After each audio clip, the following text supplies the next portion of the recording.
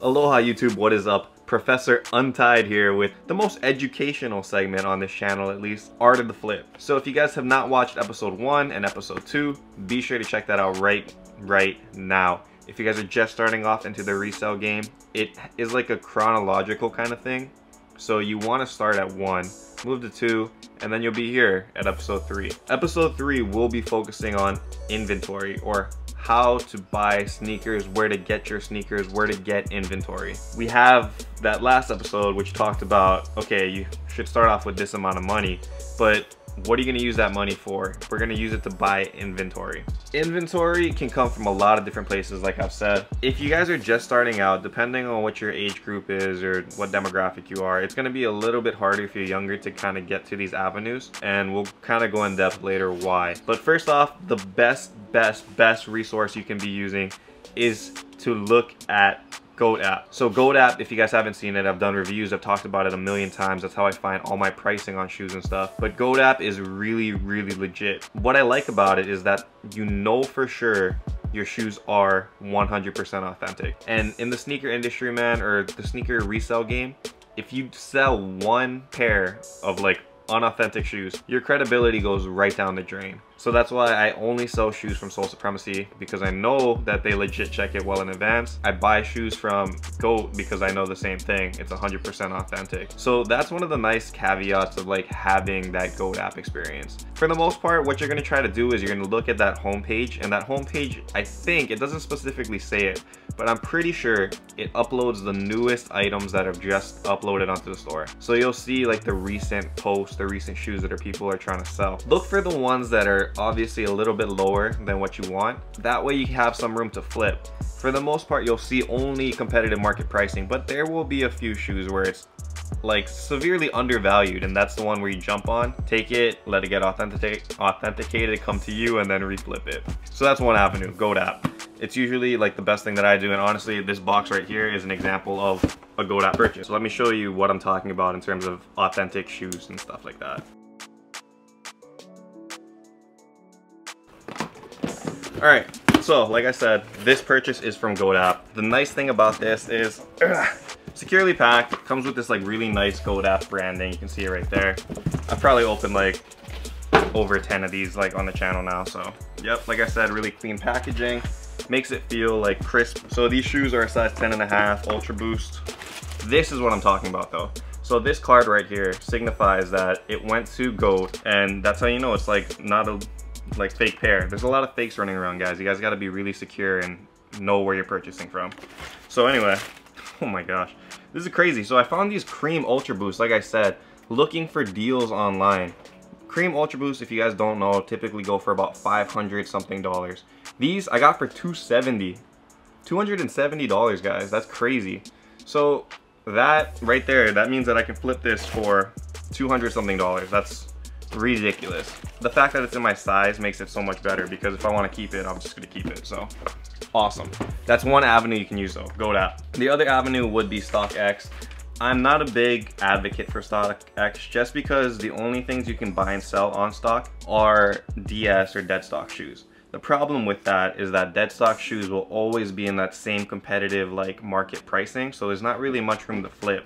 If you can't get a shoe for retail, then there's not really a point of like trying to buy something on StockX and then flipping it on StockX. There's just not a lot of room for growth there. Fees are crazy. We'll get into that later. But yeah, StockX is an avenue, not the best, but you might find some good deals on there to buy shoes. The next one, eBay. I used to use eBay all the time when I first started out. The reason being is because eBay has an auction format. So with auction bidding for shoes, you can get shoes for really cheap. So the best way for me to like show you guys or tell you guys how to do this is to search. Okay, for me, I search Jordan. So you type in Jordans, you switch the parameters or the settings to auction format, and then you go to ending soonest. So that way, what you're gonna do is do a thing we call eBay sniping. So you watch that ticker, that timer going down, and when there's about like 5 seconds left, you put in a bid. That way you get the shoe for the lowest price possible, and that way you have the most opportunity to flip it for higher value. So you just gotta really look. Make sure you give yourself enough time when you're looking at this ending soonest though, so that you can like make sure the pictures are legit, the seller is legit, and you know what the price is. Do not overbid for shoes. For example, those Cream Ultra Boost. If I bought them for $540 on eBay, there's no room for a flip, because that's about competitive market pricing, so I just messed myself up. So unless it's a big steal, don't do it. eBay can be sketchy, like I said. There's no authentication GoDaddy card, there's no StockX authentication tag, so you really got to be careful. Only buy from people that have like reputable selling reputation, so 100% feedback, and make sure that those pictures are legit checked. That's the best thing I can tell you there. If they have less than 10 transactions, I never buy from them. Even less than 50, sometimes I get a little bit sketched out.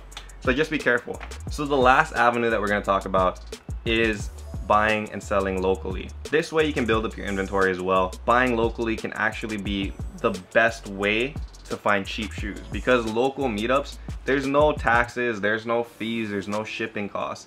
It's just a straight up transaction, shoe for cash. Again, it does have its flaws. So while you're gonna get shoes for really cheap, you again do not know if it's authentic or not. You gotta really make sure that you can find tagged pictures. Tagged pictures would be putting your like ID or somebody put something next to that picture, so it's not a stock photo from the internet.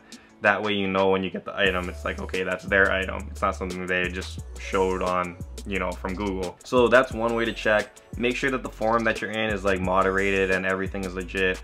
I use Hoy Sneakerheads over here and that big poster up here. They are really cool. The guy Ron, like I said, he makes sure everybody is in their place following the rules and things like that. Go to your local Facebook forum, find the page that sells sneakers in wherever you're living, and try to buy locally. If you guys don't have groups like that, there's always Craigslist, there's always garage sales even, man. Just do what you gotta do to find shoes for cheap. Because like I said, those local meetups, there's no fees. That's the best way. You don't need to wait for shipping for a shoe to come in. You can get it right there and then, and that's awesome.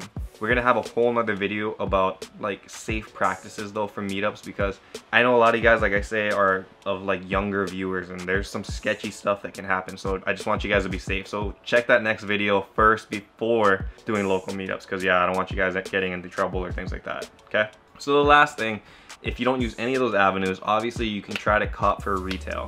Copping for retail is going to be the best investment you can make. However, it's really, really difficult. On drop day, your local Foot Locker and stuff has shoes that you know are going to be rare, like Jordan 1 Breads. There's going to be a line. You're going to have to do a little bit of camping out. You're going to have to raffle. You're going to have to do what it takes. And if you guys miss that shoe, you get that L.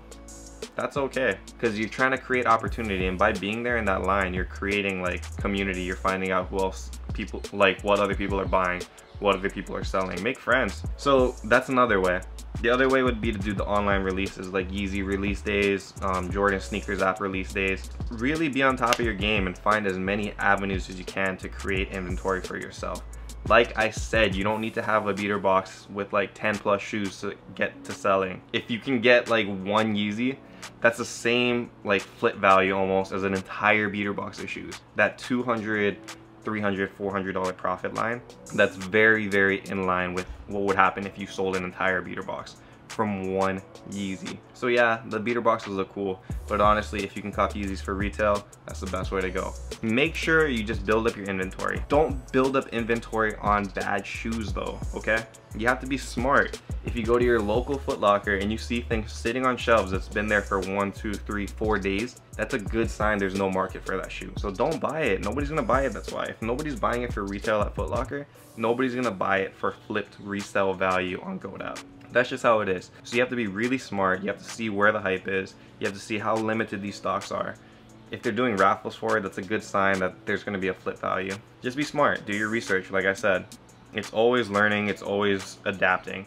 Sometimes you're going to have to take those L's, but that's okay. You learn from those L's. Try your best to build up your inventory. That's it. If you guys need like a recap or anything like that, hit up in the comments down below. I know our community, the Untied Hawaii community, is very strong. Everybody always gives their 2 cents and helps you out if you guys need it. So if you have a question about where to buy, just go down in the comments. If I don't answer it, I know like a lot of my friends, the notification gang, you guys are the shiz. If you guys didn't hit that bell already, you guys should do that, because Noti gang is dope.